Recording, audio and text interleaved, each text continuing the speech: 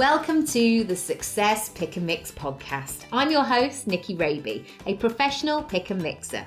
I'm a personal brand coach, a speaker, an actor, a creator, and a podcaster. I'm on a mission to help you find and create your version of success.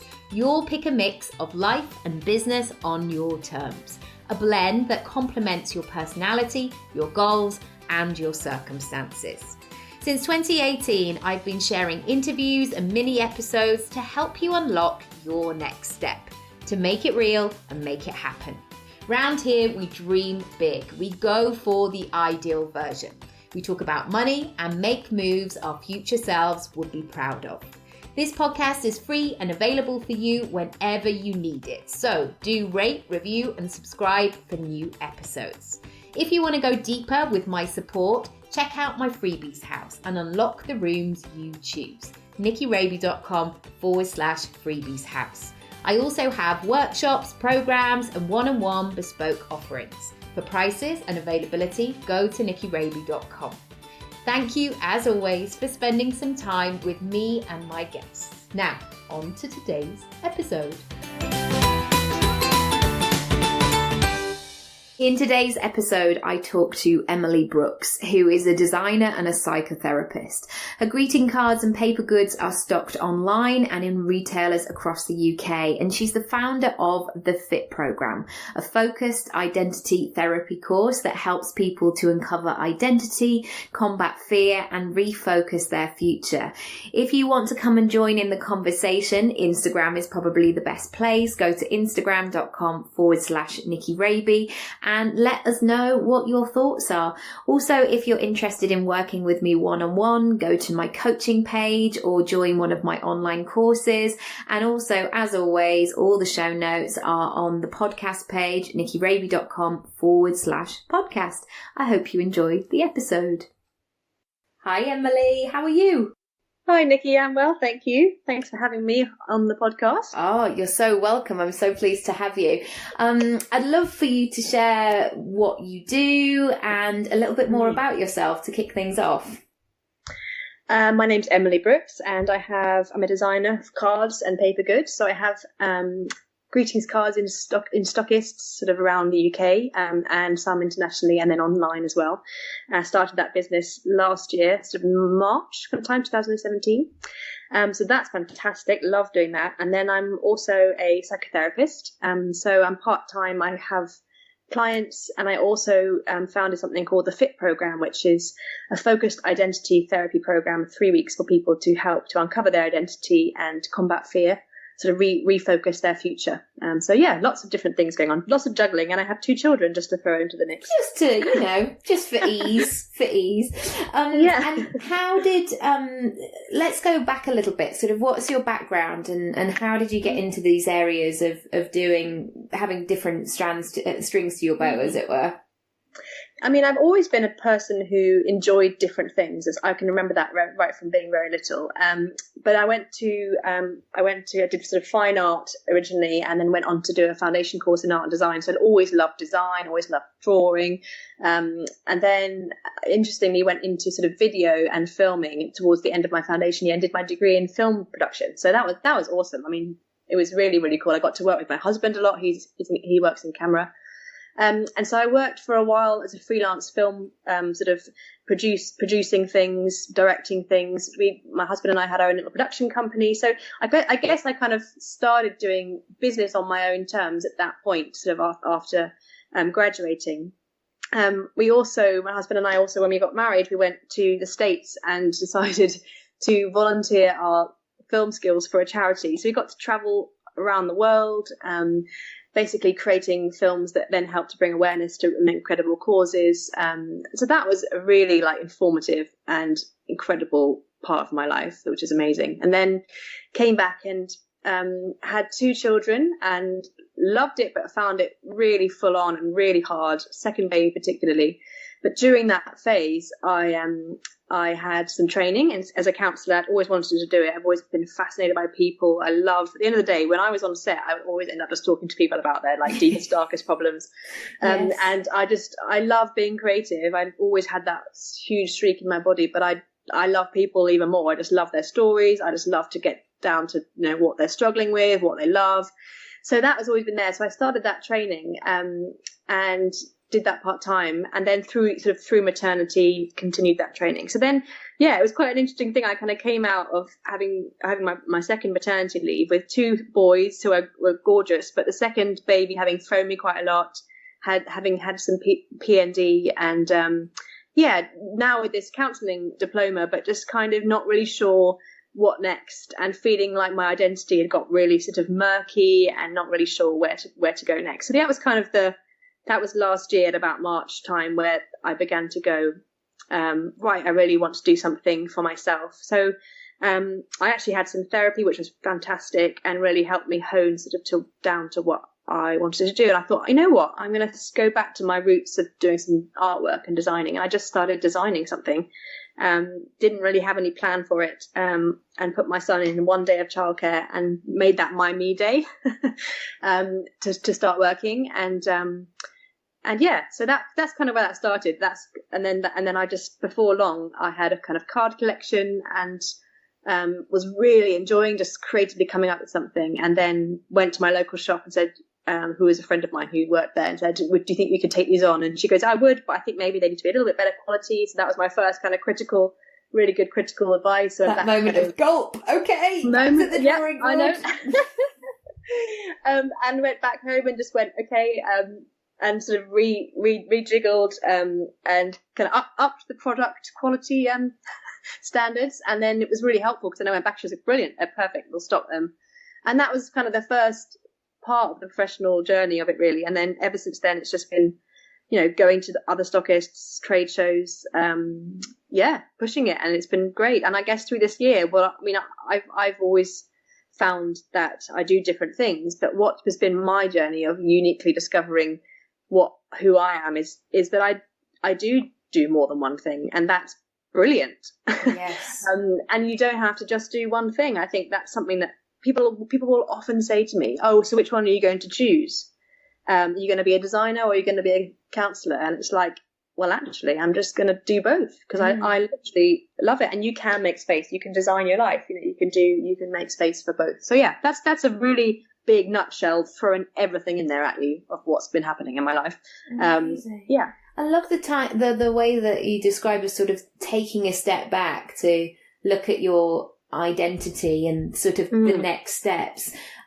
What did that look like for you? Or are there any practical tips, I guess, that you could share of how important it is to take that time for yourself to reflect and then maybe reconsider what the next steps look like?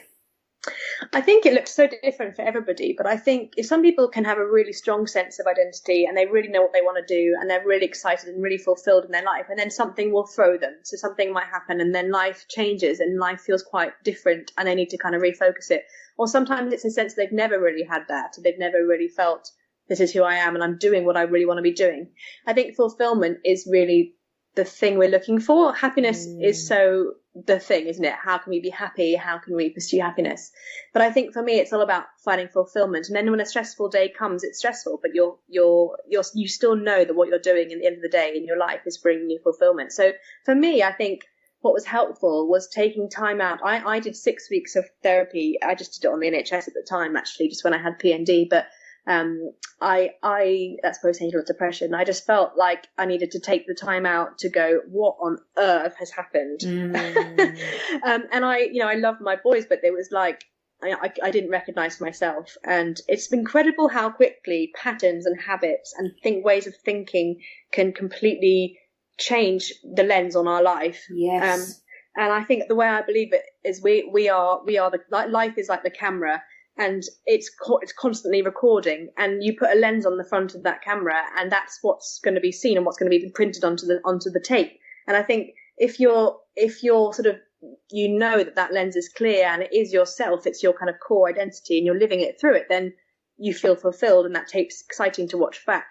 But if you're kind of living it through a hazy one that's not really one you've put on yourself, and it feels like I'm just kind of living life and I'm just letting life live me. I'm not really living it the way I want it to be doing. So it feels like that tape, you wouldn't really enjoy watching it back. So that's kind of where I was. I was going, I'm not really in control here.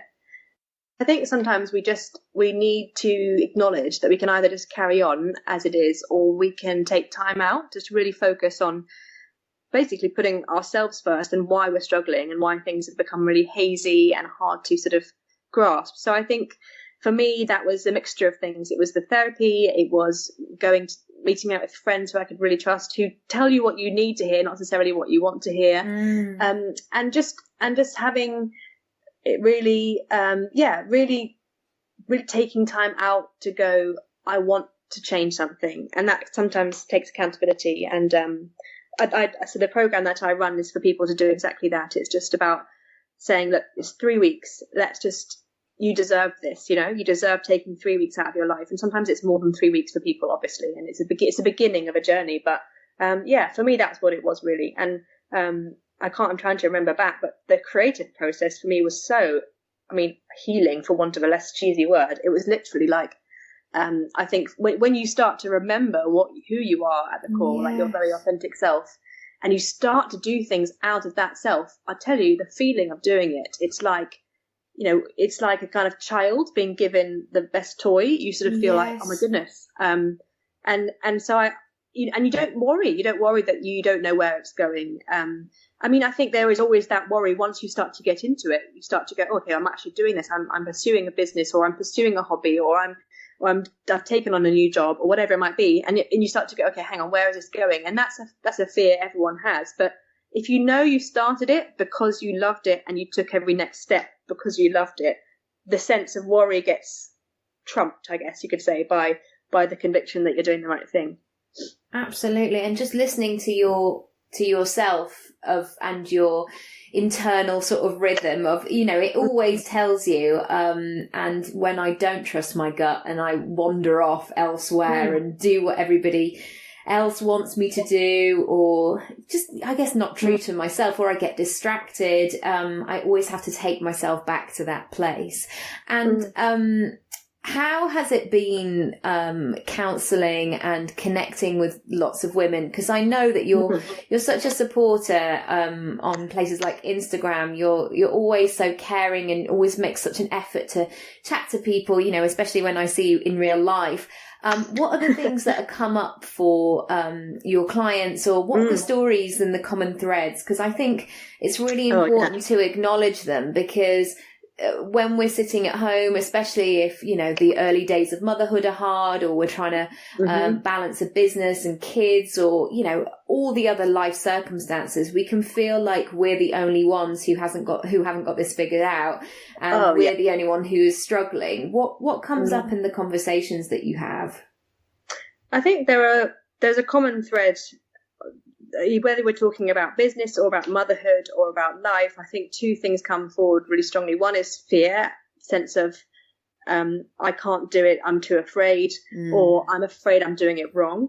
And the second thing that comes up, I think, is there's I'm failing, or I'm not good enough. And I think that's something that we all feel, and is a human thing, but it can become the focus. It can become the part that's the most loud. Yes. So I think those two things come forward quite strongly, especially in the Instasphere, because I think people can project whatever they want of themselves onto Instagram.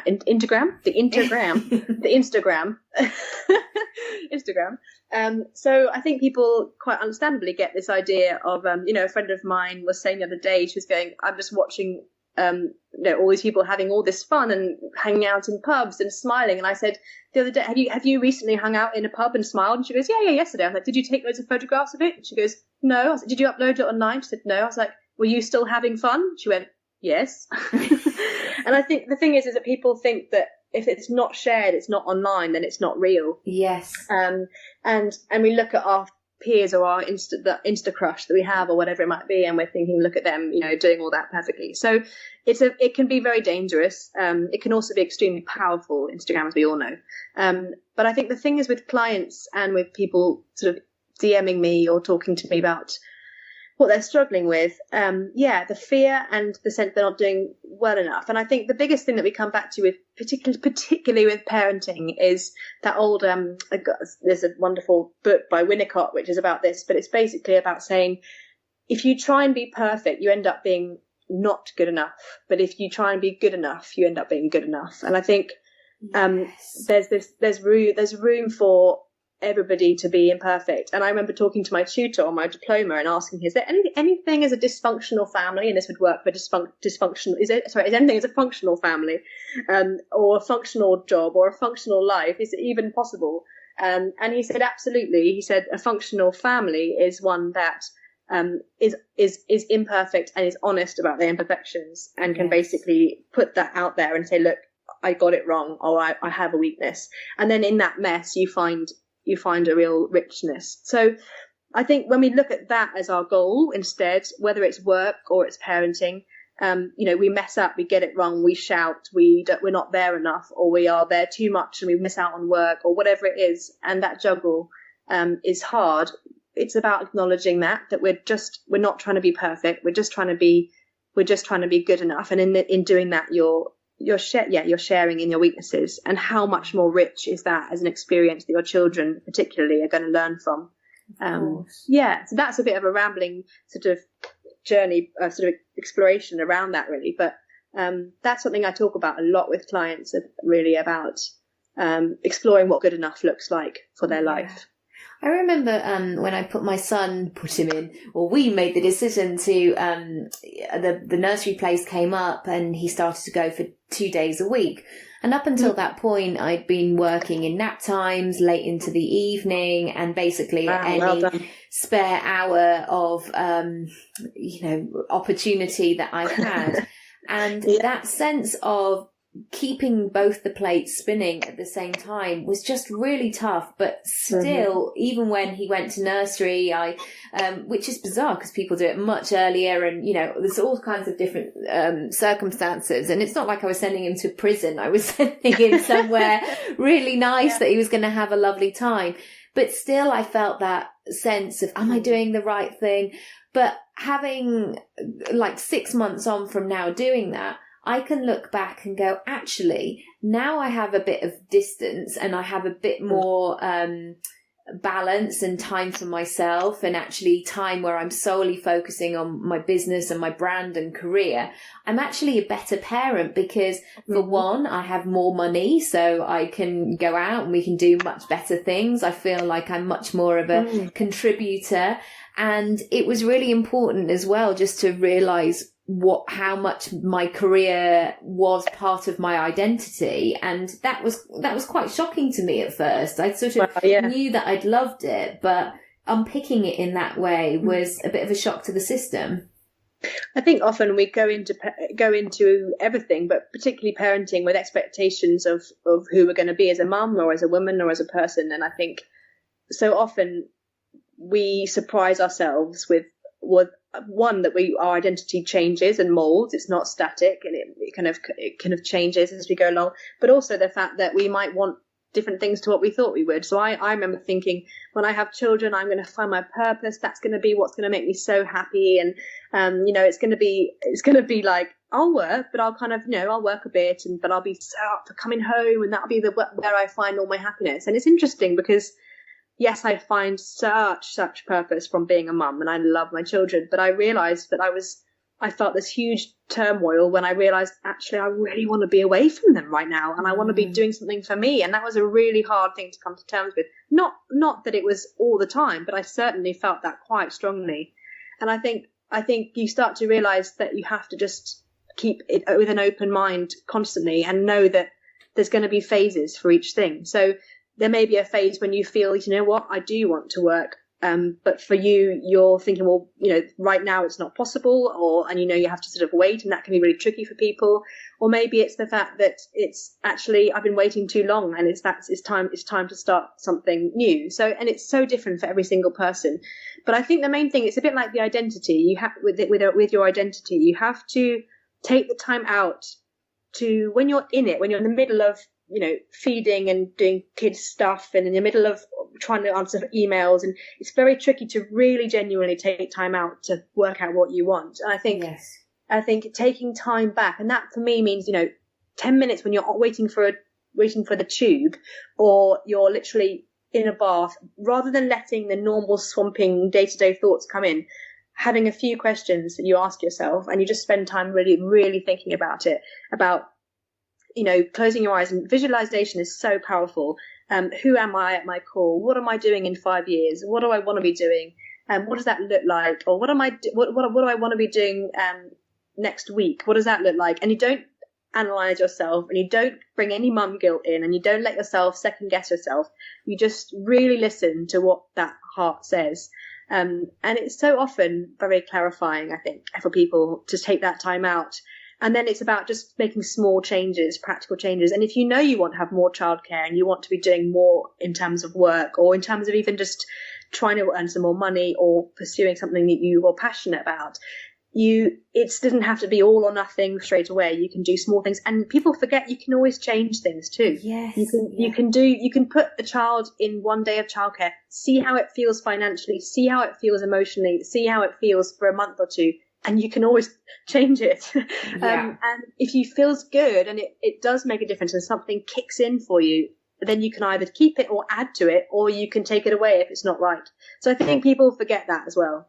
I think also there used to be that sense of, for me, like, oh, well, when he sleeps through the night, everything will be fine. Or Absolutely. When he can crawl, then my life will be easier. But actually, I mean, that was a very naive point of view, because as humans, we're always changing, and evolving. And sometimes he'll do something completely random, like I'm like, oh, I cannot believe that we're now dealing with this situation. And just being open to, he kind of slaps you around the face going, oh, right, okay, parenting mode, right, let's get into that. But it's the same for work. It's the same for any particular sort of context. You can't get yourself into the position where you think once that happens, it's gonna be great, because you just never know, do you? Yeah. Sorry, go on. You really don't know.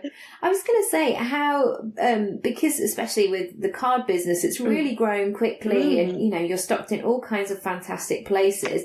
How did you move from that sort of grey area of being unsure, of not really knowing your sense of direction, to making progress really quickly? Yeah. Well, I'm of some people will say, and I totally agree with them, for them, that you need to wait until you know exactly what you're doing and exactly what you want to do, exactly what your product's going to look like, or exactly what that job is going to look like, before you move. And you need to know your USP, your unique selling point, before you start. And for me, I'm quite different. I believe that you need to just start, and that means literally, for me, it was, I suppose I can only really speak from what I did. I just started getting out my pencil and paper and just drawing and seeing what I enjoyed. And I had obviously nap times and evenings I had before, but for me personally, that didn't work for me. I found it very hard to focus in nap times. And actually, during that time, before my youngest son was 1, I wasn't really sure at that point that I wanted to even start a business or anything. I just was feeling really low and unsure, and really life was quite messy for me. So it was more just trying to even get laundry done and trying to stay on top of a life admin. Yeah. But when I got to the toilet by yourself. Yeah, absolutely. I mean, literally, sometimes I'm amazed, Nicky, that you did that with nap time. It's incredible to do that. So I think for me, I'm quite different. I'm not actually great at multitasking whatsoever. I'm the person where when people come over for dinner or supper, which hardly ever happens because my house is a mess, so I don't invite anyone over. But if I'm in my kitchen cooking, I have to be in my kitchen cooking. I literally can't talk to anyone. So I'm not very good at doing 2 things at once. So for me, I said, okay, I'm going to put Arlo, my youngest son, in nursery for 1 day a week, and I'm just going to do it as a test, and I'm going to start something, and I don't know what it's going to look like, and it's going to be creative. And I started that, and it was the most exciting thing. And the first day, I think my husband was secretly hoping that the first day that I put him in nursery, we would go off on like a date day, and we probably should have done. But instead, just I was stay in bed all day and have a lovely time. Just stay in bed all day, watching TV. But I was actually so excited to do something just for myself for a whole entire day that I just was raring to go. So I just started creatively drawing. I tried lots of different styles, and those first few weeks were so, if I look back, nothing of what I did, except for actually one design, nothing of what I did I now use or looks anything like my style now. Literally looks nothing like it. And I remember drawing, it was kind of lots of black and white and pen and stuff, and then I started printing some stuff, and then I thought that was it. Then I made one design on my computer, that I liked, which had a black block background and had a penguin on it. And I still have that as a card today. And I remember going, this would make a nice card. And so I organised to have it printed as a card. And that was that one that I told you about that I took into a shop. So literally, I didn't make it start out going, I'm gonna have a card business and I'm gonna do that. I just started creatively doing what I did. Then what I had about, so I would say 10 designs of different cards I could create. I then showed friends of mine and said, look, I've got these different designs. And they were lovely because they're my friends. They're like, oh, we love them all, love. And so then we're like, okay, well, how do I decide which ones to go with? But my friend said to me, oh, well, those 3 are all kind of the same style and they're all kind of nice. And there was like 3 animals, a tiger, a penguin, and I can't remember the other one, which one was. Oh, ladybird. And I went, okay, I'll go with that because there's a sort of succinct style there. And I started just doing more of them, and I created cards for them, and I took them to the shops. And before I knew it, there was a thread emerging, a block background of colour and an illustrated animal or image on the front. And so that kind of grew. And it's funny because I tried other things. I tried bringing in other designs, but people would say, oh, that's not really very you, is it? Your style is more those other ones. And I went, wasn't even aware that I had a style. But before you knew it, your unique selling point can grow organically like that. And I would just say that to people because I think there's so much out there, and people get so overwhelmed with waiting until they've come up with the thing that's going to make them so miraculously different. And I just think I would say to them, just start, and you are different already. You are unique. You have an incredibly different self than anyone else, and you'll be surprised at the individuality you will put on something if you're just given the space and the time to just try. And that comes in any context. You know, as a coach, you'll find your style is different from another coach, and so it's just giving yourself the time. So I had that one day, and then that one day before I knew it was really full. My son was loving his nursery. It was great. And financially, you need to start earning some money. I live in London. It's no joke. Yeah.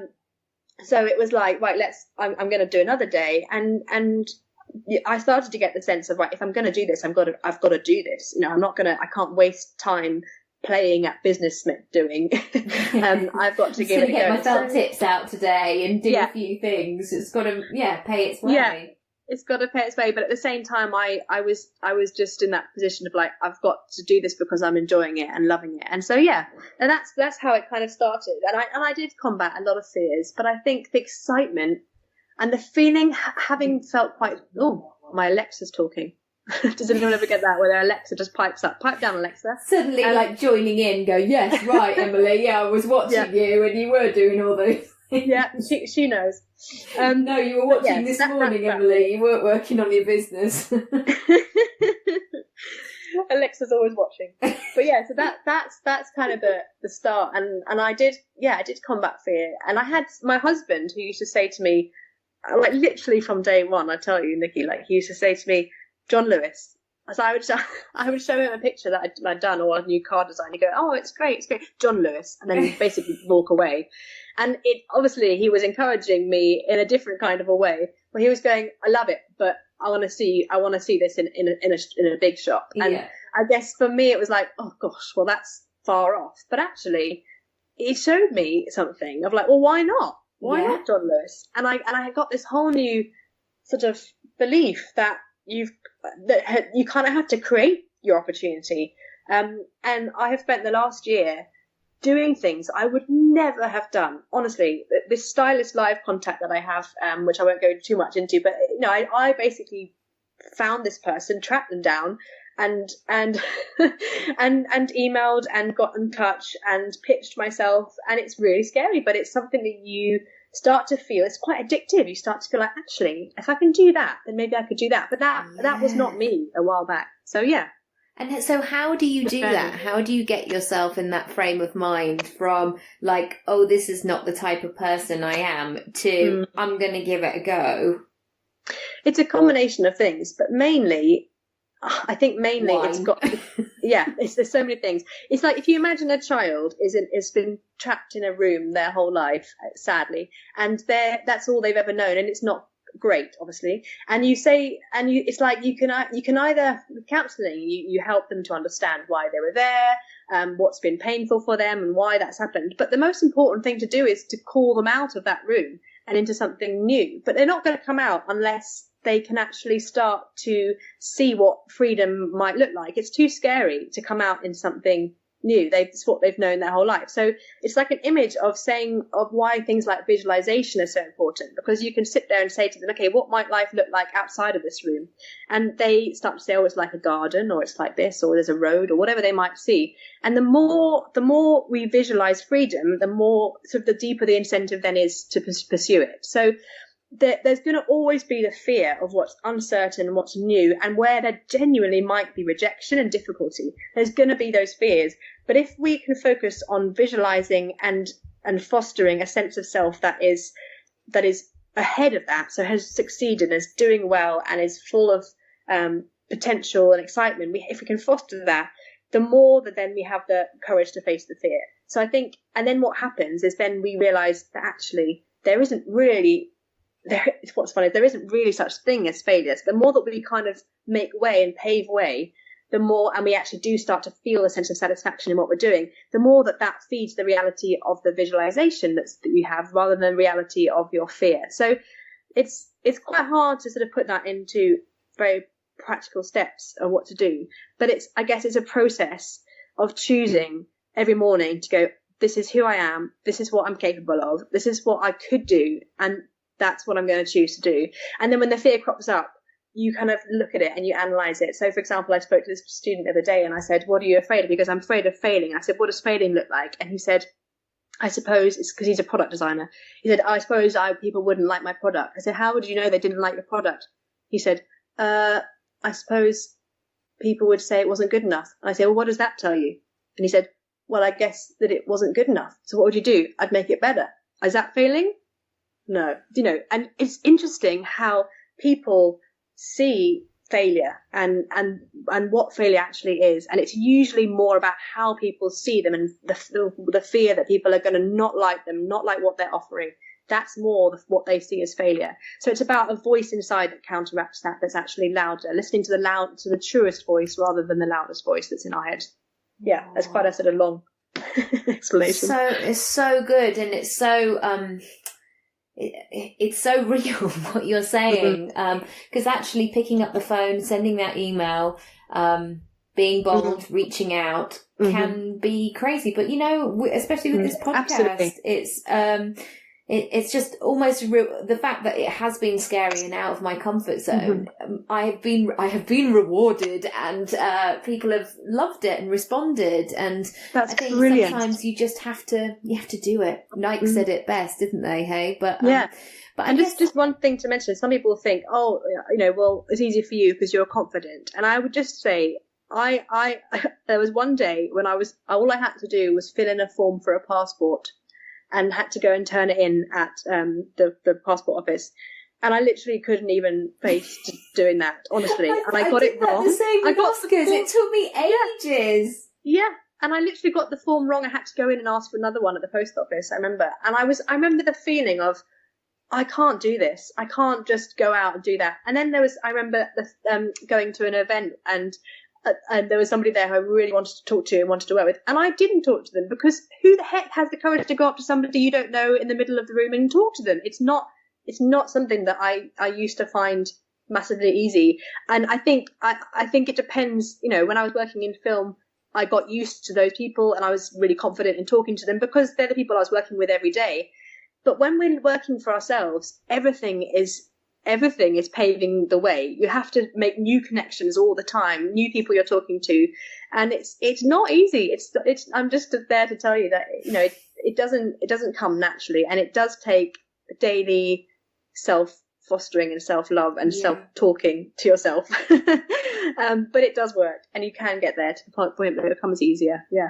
And it's all, I can't remember who I heard it the other day, but it's like creating new sort of patterns in your head of every time you then get that new challenge, your brain goes, oh, it's all right, we've had this before, and you survived it, and it was all cool. And you're just gaining that momentum, aren't you? Yeah, exactly, the momentum. And the physiology of it's fascinating. Your brain actually creates brain grooves. So there'll be a groove within your brain where when one thought happens, it triggers thoughts to then carry on ahead of it. So you will basically, once you have one thought, then your brain knows, oh, this is the groove I'm going to go down in order to as the pattern to respond to that thought. So you create habits and the ways you act to respond to thoughts.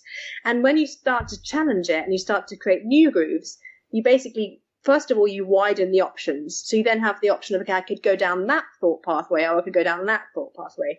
And then the more that you go down the one that's positive, as in, I have a fear, I'm going to overcome it, and I'm going to send that email anyway, or I'm going to go up to that person anyway. The more you do that, the more that groove then deepens, and then that becomes the default. So it's actually physiological in our in our brain, and it's actually mapped these habits. The more you do them, the more easy it becomes. Yeah. Oh, that's so good, because I think also it's just having the actual biological information that sometimes we can all tell ourselves, this isn't going to work anyway, what's the point, will I ever get there? But the fact that it's actually scientifically true that if you keep working on those, then the grooves become deeper, then that's a great way of thinking about it. I just wanted to ask you one last question, which is, where would you like to be in 5 years' time? It's a good question. Relaxing. It's weird being asked that myself. I ask people that right away. I think 5 years' time, I would love to have an international business. So I'd have my cards in shops sort of through the States and through Europe, which would be exciting, and across the world. And I'd love to be seeing lots of lovely clients. I guess you could say what I'm doing well now, but just maximized and on the next level. It's a lovely feeling to now feel like what I'm doing now is actually on the right path to what I want to be doing in 5 years. But I would definitely have, lovely time at home with my family, and just continuing to manage the balance and trying to get it good enough. Yes. But yeah, definitely seeing the business grow. And I'd love to be speaking more events. I love talking and speaking, as you can tell, love to chat away, and doing more things like this, working and collaborating with awesome people. So yeah, that's in a nutshell, really. That's amazing, actually, how far you've come. And I think that's really encouraging for people to hear that as well, that, you were only mentioning sort of this time last year that you were in a fog, and now you can actually say, I'm on track. I know where I'm going. And sometimes we feel like it has to be 10 years of evolving or whatever, or we need 4 weeks in Bali to be able to figure it out. And actually, it's not. You can get quite quick results if you get your head down and get stuck in, as my northern dad would say. But get stuck in. And actually, one of the things I would really challenge people on, and I was talking about this with somebody yesterday, is actually the danger of the thinking that actually if I just leave my life and go away on things like retreats are fantastic. Obviously, they're always good. If you ever get the opportunity and the money to do one, then do it. But I think what we can do is we can go away from life in terms of actually physically leave and go away and say, okay, I'm going to go and find myself somewhere else. The trouble is that if we're not finding ourselves where we are in what we're doing, it's very hard for it to have longevity. And I think when I say taking time out, I really literally mean taking small bits of time within our life already to focus and to think. And the more that we can actually hone in on that amidst the difficulties that we're having, and make that space amidst the difficulties, it's about conquering that in the now rather than perhaps running away and finding it somewhere else. So yeah, just what you said then, it's true. I think the way you find it quicker is by making the statement, I'm gonna work on myself in the now, here in the mess, rather than necessarily taking loads of time out or kind of waiting until, I'll wait till I've got money, I'll wait till I've got time. Or the January the 1st moment of like, right, that's, even in September, October, I hear people almost winding down going, well, it's probably not going to happen for me this year, so I'll wait till next year. And actually on January the 1st, for the most part, most people are hungover, kind of in a cheese and wine coma, and that's not your best sort of starting point to go, right, do you know what, I'm going to change my life, because even sort of staggering through to the kitchen to get a glass of water could be a big deal. So, yeah, absolutely. And actually it's been proven that time of year between January and April is actually the biggest depressive slump for people. And I think Christmas has its own special place in people who are very low lives, I think, for sure. But but it's that January to to April when the weather, there's a real sense of expectations not being fulfilled.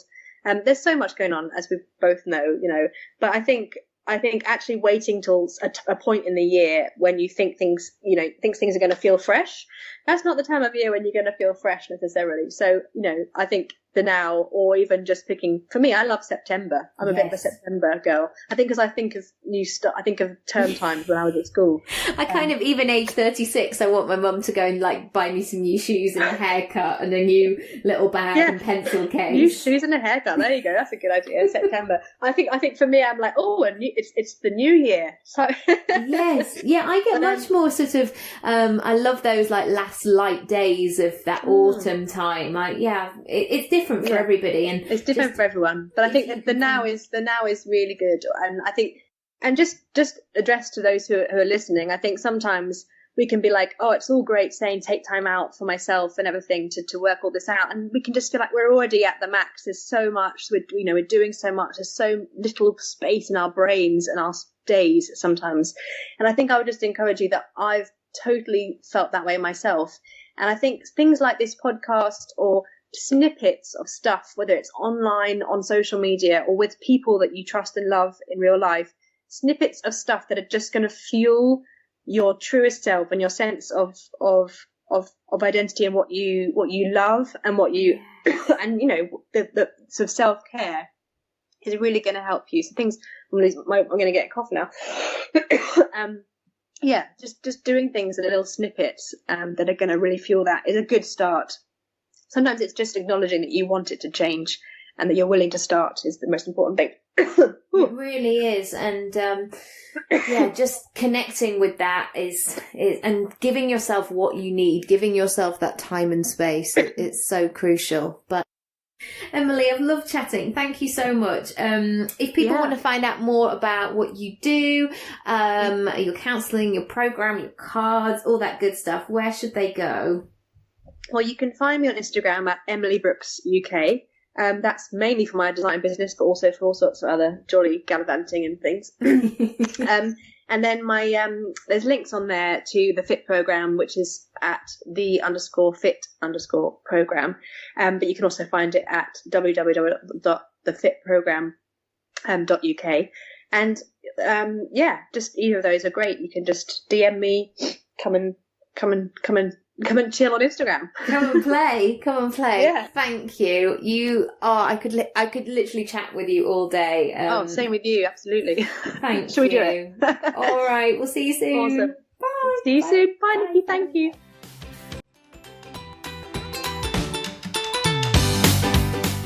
Thanks so much for listening to today's episode. If you haven't already, feel free to rate, review, and subscribe for all the brand new episodes. If you want to go deeper with my support, check out my freebies house and unlock the rooms you choose. nickyraby.com/freebies house. I also have workshops, programs, and one-on-one bespoke offerings. For prices, availability, or just to have a chat with me, go to nickyraby.com. Thank you, as always, for spending some time with me and my guests, and I'll see you next time.